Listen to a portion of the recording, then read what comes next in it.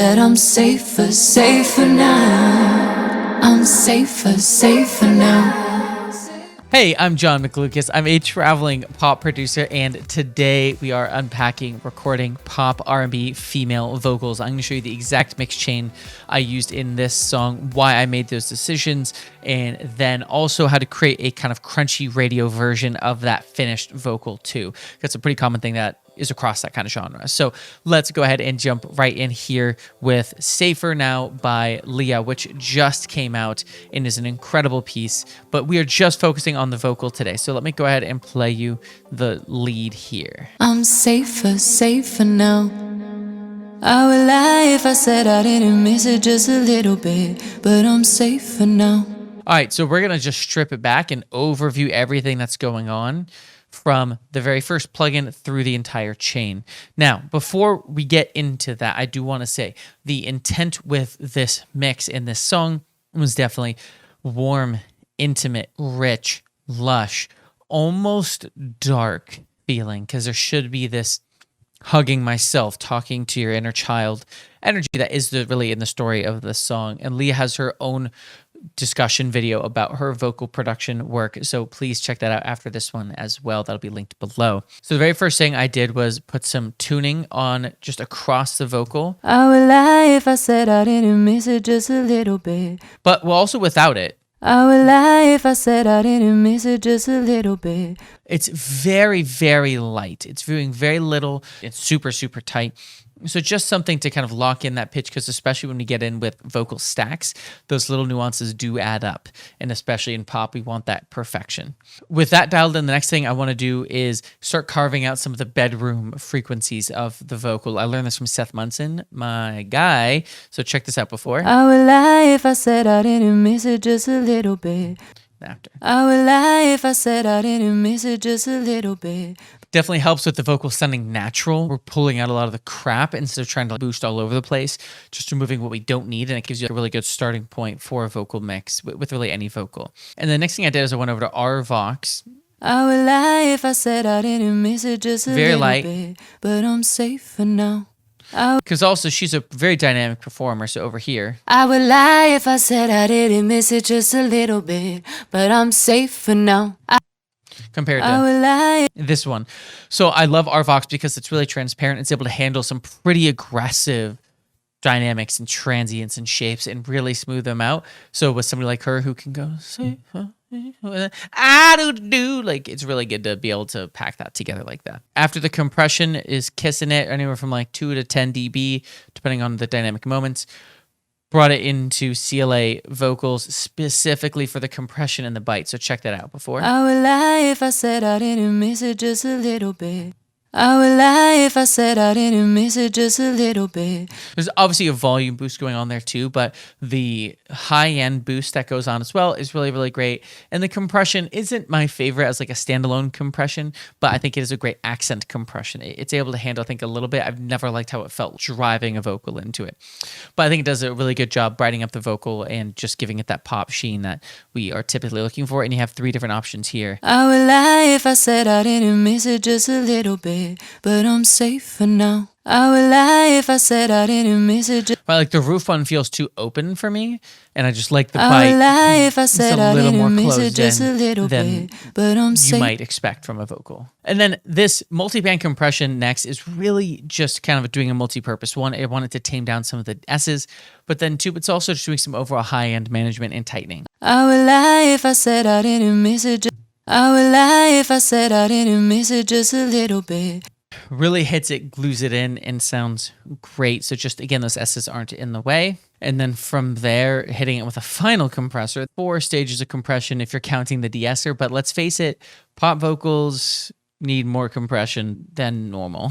I would lie if I said I didn't miss it just a little bit. Without? I would lie if I said I didn't miss it just a little bit. So pay attention to how the front half of that phrase... I would lie if I said I didn't miss it just a little bit. The whole front half of the phrase is still hitting too hard. So we haven't compressed quite enough yet. And I do love just the tightness of the distressor. It's such a tight compressor. It feels like it really just pushes things in a nice way. So I use this to just... I would lie if I said I didn't miss it just a little bit. That whole line is the same volume now without. I would lie if I said I didn't miss it just a little bit. And you can even see by the end of the line, it was like done I would compressing. lie if I said I didn't miss it just a little bit. So Lyra just chopped it like right there and made it easy. And then lastly, a little EQ bump on the low end to really push her like into your face. Because very intimate piece. So without it. I would lie if I said I didn't miss it just a little bit. I would lie if I said I didn't miss it just a little bit. But I'm very minor boost, very big results and difference. So, well, that is the main chain. We still have two more things to talk about. The first one being the effects on the main vocal, and then second, the crunch. So let's talk about those. So we have a handful of sends. The first one I want to talk about is the widening, because that just takes the vocal and helps it seem wide by doing slight detuning and panning of those duplicated detuned versions. I would lie if I said I didn't miss it just a little bit. Without? I would lie if I said I didn't miss. If you're on your phone, you're not going to hear that one, but trust me, the difference is quite substantial. Listen one more time without. I would lie if I said I didn't miss it just a little bit. With. I would lie if I said I didn't miss it just a little bit. She sounds more all-encompassing, more wide. Actually, tried using microshift. I liked the widener on her tone for this song specifically. And so I have that on a send running about -16, it looks. And then I have an 1/8 note bouncing delay, but there's some cool stuff I did under the hood that is really exciting for somebody who gets excited about this stuff like me. So let's take a listen to it first. I would lie if I said I didn't miss it just a little bit, but I'm safe for now. I would lie if I said I didn't. All right, so what's happening there?